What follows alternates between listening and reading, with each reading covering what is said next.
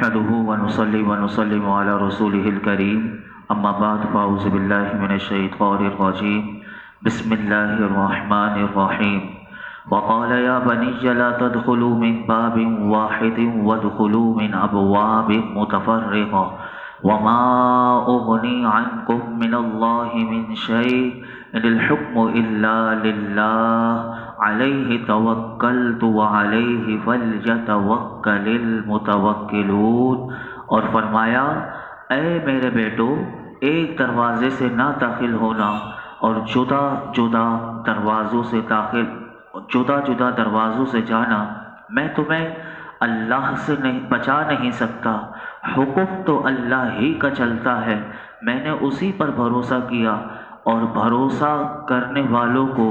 اسی پر بھروسہ کرنا چاہیے۔ حضرت یعقوب علیہ السلام کے بیٹے مصر جانے کے ارادے سے نکلے تو آپ نے سب بیٹوں کو نصیحت کرتے ہوئے ارشاد فرمایا، اے میرے بیٹو، مصر کے ایک دروازے سے داخل نہ ہونا بلکہ جدا جدا دروازوں سے داخل ہونا تاکہ بری نظر لگنے سے محفوظ رہو۔ یہاں پر یہ بات یاد رکھیے گا کہ جب یہ پہلی دفعہ گئے تھے مصر تو اس وقت حضرت یعقوب علیہ السلام نے انہیں یہ نہیں فرمایا تھا، تو اس کی وجہ کیا ہے؟ تو اس کی وجہ یہ ہے کہ جب دوسری بار گئے تو آپ نے ارشاد فرمایا، تو علماء نے فرمایا اس کی وجہ یہ ہے کہ جب یہ پہلی بار گئے تھے اور کوئی یہ نہیں جانتا تھا کہ یہ سب بھائی ہیں اور ایک باپ کی اولاد ہیں، لیکن چونکہ اب مصر والے یہ جان چکے تھے تو اس لیے بری نظر لگنے کا احتمال تھا، اس وجہ سے حضرت یعقوب علیہ السلام نے اپنے سب بیٹوں کو علیحدہ علیحدہ ہو کر دروازے سے داخل ہونے کا حکم دیا۔ یہاں پر علماء فرماتے ہیں کہ اس سے یہ معلوم ہوا کہ آفتوں اور مصیبتوں سے نجات حاصل کرنے کے لیے تدبیر کرنا اور مناسب احتیاطیں اختیار کرنا یہ انبیاء کرام علیہم السلام کا طریقہ ہے، اور میرے آقا علیہ السلام آفتوں اور مصیبتوں سے بچنے کے لیے میرے آقا بھی خود بھی مناسب تدبیریں اختیار فرمایا کرتے اور حضور دوسروں سے بھی فرمایا کرتے، جیسا کہ حدیث پاک میں آتا ہے کہ حضرت عبداللہ بن عباس رضی اللہ عنہما فرماتے ہیں، یہ بخاری شریف کی حدیث ہے، اور کتنے خوش نصیب ہیں کہ آج 9 محرم کی رات بھی ہے اور کل عاشورے کی رات بھی ہے، انہی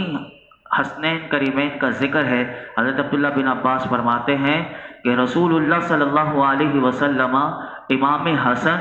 اور امام حسین رضی اللہ عنہما پر یہ کلمات پڑھ کر حضور دم فرمایا کرتے تھے، اور حضور ساتھ یہ فرمایا کرتے تھے کہ یہ جو میں دم امام حسن اور امام حسین پر کرتا ہوں، حضور فرماتے تھے کہ یہ تمہارے جد امجد یعنی حضرت اسماعیل اور حضرت اسحاق علیہم السلام پر یہ کلمات پڑھ کر یہ دم کیا کرتے تھے، یعنی حضرت اسماعیل اور حضرت اسحاق پر حضرت ابراہیم یہ دم کیا کرتے تھے۔ تو یہاں سے یہ پتہ چلا، تو یہ کلمات بڑے مبارک کلمات ہیں، میں آپ کو بتا دیتا ہوں، آپ انٹرنیٹ پر اور پنسورے وغیرہ میں بھی یہ کلمات ہوتے ہیں، اور یہ بہت آسان ہے اور یہ بچوں پر دم کیے جا سکتے ہیں۔ اعوذ بکلمات اللہ التامات من کل شیطان وہامہ ومن کل عین لامہ، یہ میرے آقا علیہ السلام یہ کلمات پڑھ کر حضور دم فرمایا کرتے تھے تاکہ شیطان سے اور ہر بری نظر لگنے سے بچے بھی محفوظ رہیں اور ہم بھی اپنے آپ کو بھی یہ دم کر سکتے ہیں۔ اسی طرح حضرت عابس جوہنی رضی اللہ تعالیٰ عنہ سے روایت ہے کہ اللہ کے محبوب علیہ السلام نے ارشاد فرمایا کہ میں تمہیں وہ کلمات نہ بتاؤں کہ جو تمہیں شریر جنات سے اور نظر بد سے اللہ کی پناہ طلب کرنے میں سب سے افضل ہیں؟ تو انہوں نے عرض کی صحابی رسول نے، یا رسول اللہ صلی اللہ علیہ وسلم کیوں نہیں، آپ ہمیں وہ کلمات ضرور بتائیے جو شریر جنات سے بھی بچائیں اور نظر بد سے بھی بچائیں۔ تو میرے آقا علیہ السلام نے ارشاد فرمایا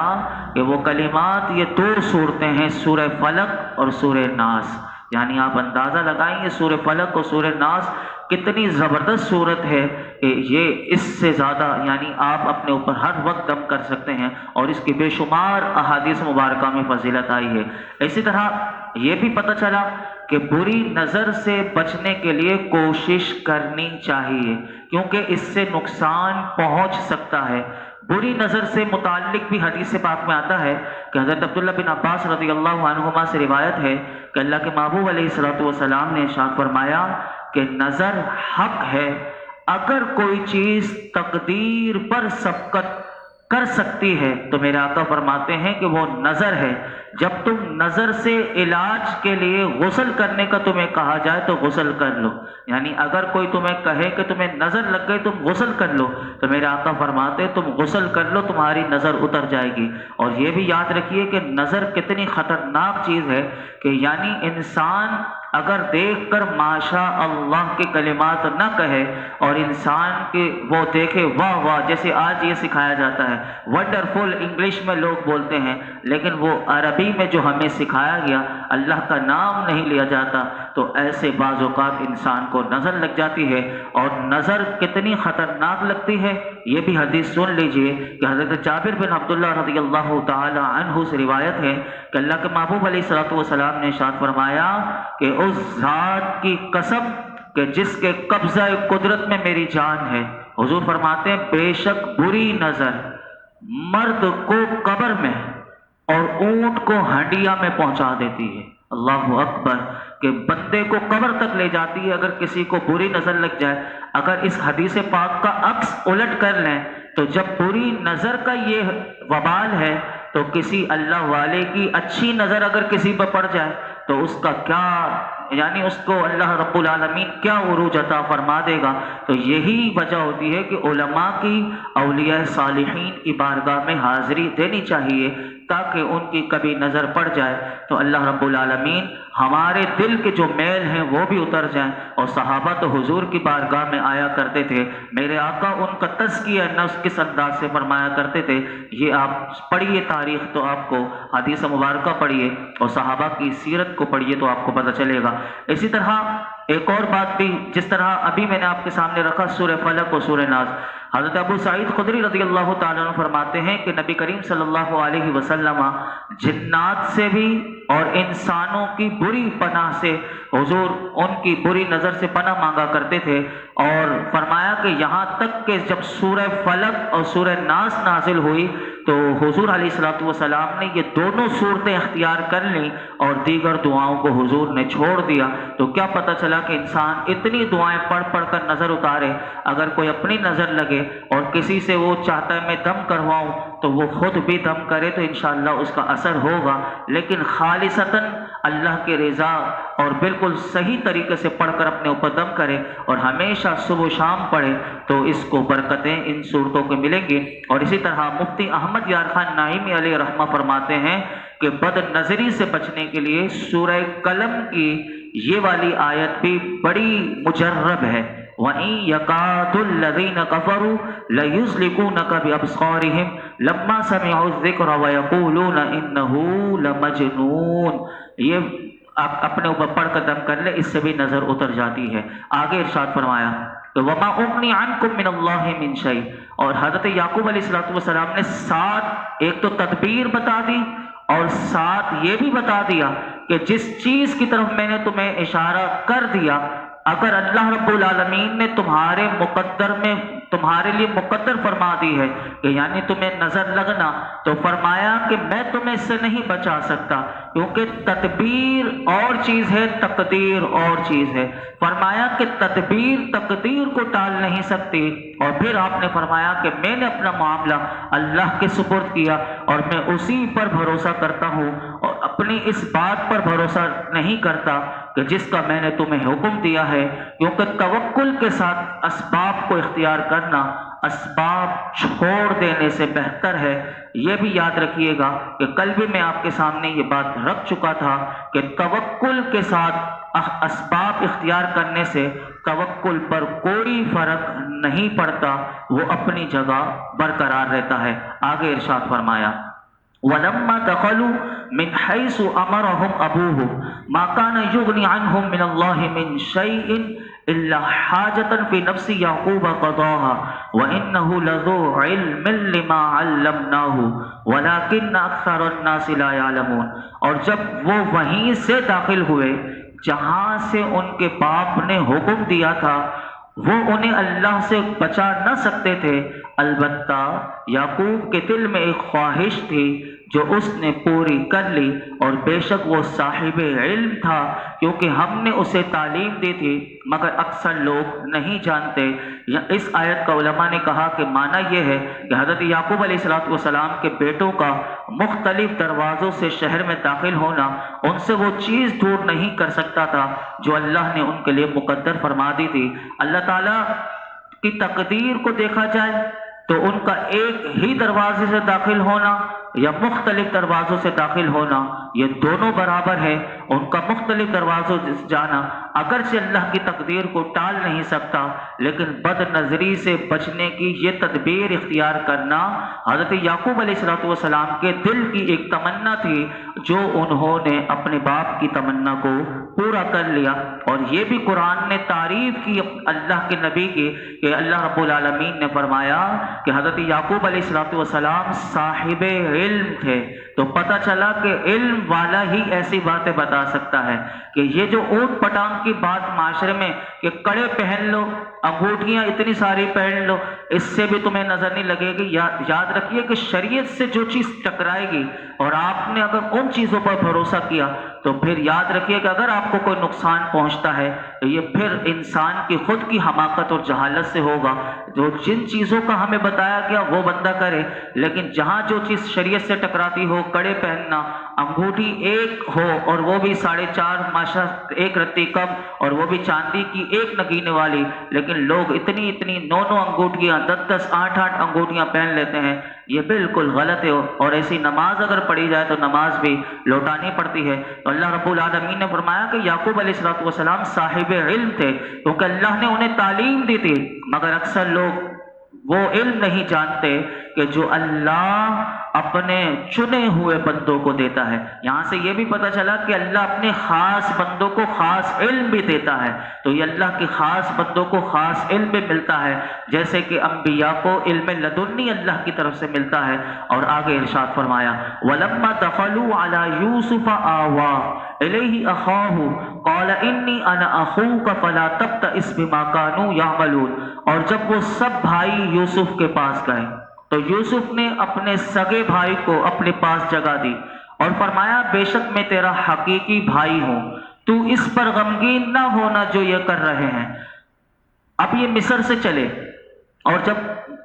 پہنچے کنعان سے چلے اور مصر میں پہنچے، حضرت یوسف علیہ السلام کے پاس گئے تو آپ نے جب اپنے بھائی کو دیکھا بنیامین کو تو آپ نے ان سے فرمایا کہ تم نے بہت اچھا کیا، یعنی آپ کا سگا بھائی بنیامین تھا تو آپ نے اپنے دیگر بھائیوں سے سوتیلے بھائیوں سے فرمایا کہ تم نے یہ بہت اچھا کیا کہ تم اسے بھی لے کر آئے۔ آپ نے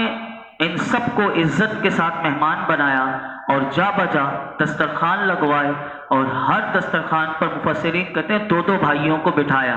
اب کیونکہ یہ 10 تھے تو 2 کی جوڑی سے تو یہ 5 جوڑیاں بن گئی۔ بنیامین پھر اکیلے رہ گئے تو وہ رو پڑے اور کہنے لگے اگر میرے بھائی حضرت یوسف زندہ ہوتے تو وہ مجھے اپنے ساتھ بٹھاتے۔ حضرت یوسف علیہ السلام نے فرمایا تمہارا ایک بھائی اکیلا رہ گیا ہے، یہ فرما کر آپ نے بنیامین کو اپنے دسترخوان پر بٹھایا اور اس سے فرمایا کہ تمہارے فوت شدہ بھائی کی جگہ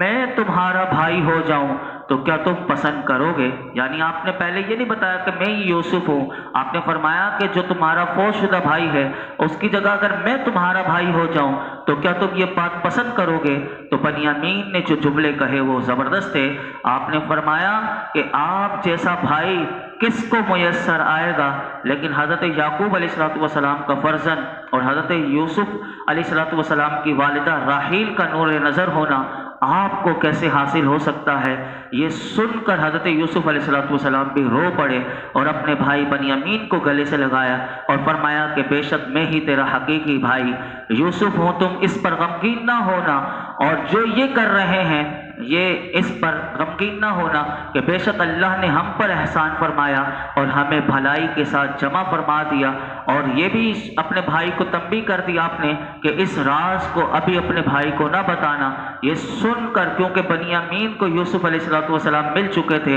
وہ فرط مسرت سے بے خود ہو گئے۔ مفسرین کہتے ہیں کہ اب انہوں نے، بنیامین نے یوسف علیہ السلام سے کہا کہ اب میں آپ سے جدا نہیں ہوں گا، اور حضرت یوسف علیہ السلام نے فرمایا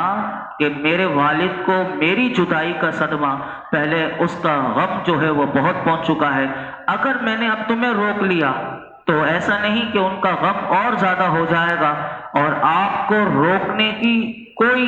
صورت نہیں، ایک ہی صورت کہ آپ کی طرف کوئی غیر پسندیدہ بات منسوخ کر دی جائے۔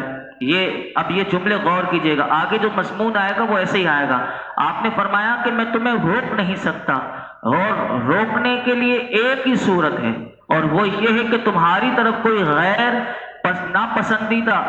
پسندیدہ بات تمہاری طرف منسوخ کر دی جائے۔ تو بنیامین نے کہا مجھے کوئی مسئلہ نہیں، مجھے کوئی مذائقہ نہیں۔ پھر کیا ہوا؟ فلما جہزهم بجہازهم جعل السقایۃ فی رحل اخیہ ثم اذن مؤذن ایتھا العیر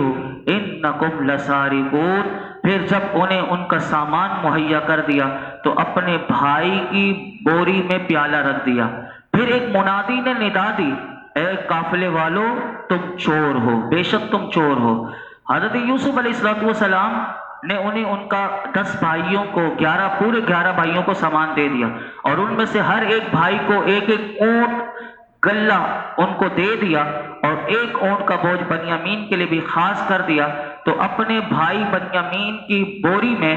بادشاہ کا پیالہ رکھ دیا، جس میں وہ بادشاہ پانی پیتا تھا، اور وہ پیالہ سونے کا تھا اور اس میں جواہرات لگے ہوئے تھے۔ اس وقت پیالے سے غلہ ناپنے کا کام لیا جاتا تھا۔ قافلہ کنعان جانے کے ارادے سے روانہ ہو چکا تھا۔ جب یہ قافلہ شہر سے باہر چلا گیا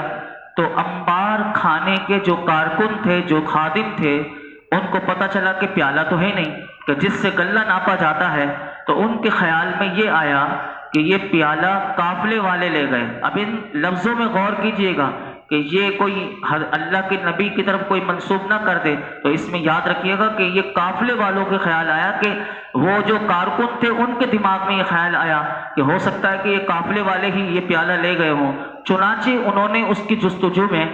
آدمی کو روانہ کر دیا۔ تو ان میں سے قرآن کہتا ہے ایک منادی نے ندا دی، اور اس نے اس طرح ندا دی، اے قافلے والو بے شک تم چور ہو۔ پھر کیا ہوا؟ پھر یہ ہوا کہ آخری آیت بیان کر کے میں کل پرسوں انشاءاللہ 11ویں شریف کے بعد یہ موضوع آگے چلے گا، یہ موضوع 2 آیت پر میں اختتام کرتا ہوں۔ قالوا واقبلوا علیہم ماذا تفقدون قالوا نفقد صواع الملک ولمن جاء به حمل بعیر وانا به زعیم۔ انہوں نے پکارنے والی کی طرف متوجہ ہو کر کہا، کیا چیز تمہیں نہیں مل رہی؟ ندا کرنے والوں نے کہا کہ ہمیں بادشاہ کا پیمانہ نہیں مل رہا ہے، جو اسے لائے گا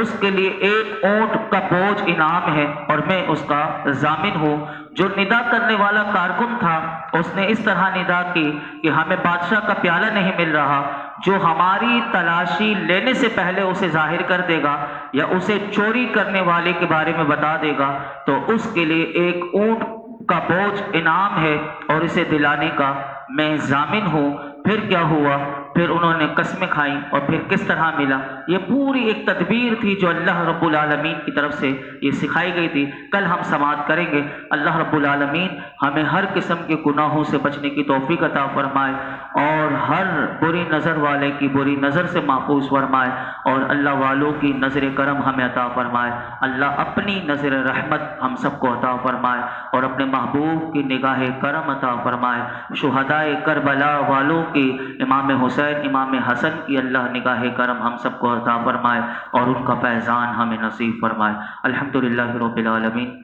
والصلاة والسلام علی سید الانبیاء والمرسلین وعلی آلہ واصحابہ اجمعین۔ یا اللہ پاک جو کچھ ہم نے قرآن حکیم میں سے سنایا، اس میں کوئی غلطی کوتاہی ہو معاف فرما، اپنی بارگاہ میں قبول فرما، ہمیں بہترین سے بہترین انداز میں اخلاص کے ساتھ للہیت کے ساتھ تیری رضا کے لیے میرے مولا قرآن حکیم کو سیکھنے سکھانے سمجھنے سمجھانے عمل کرنے کی توفیق عطا فرما، اس کا پیغام دوسروں تک پہنچانے کی توفیق عطا فرما یا رب العالمین۔ درس قرآن کی برکت سے ہماری مولا کریم تمام جسمانی روحانی بیماریاں مولا کریم دور فرما دے یا اللہ، تو ہم سے راضی ہو جا، ہمارے گناہوں کو معاف فرما، ہماری خطائیں معاف فرما، ہمیں بد اخلاقی سے، بد نگاہی سے، بد کرداری سے، بد اعمالی سے اور بد زبانی سے ہمیں محفوظ فرما یا اللہ۔ ہمیشہ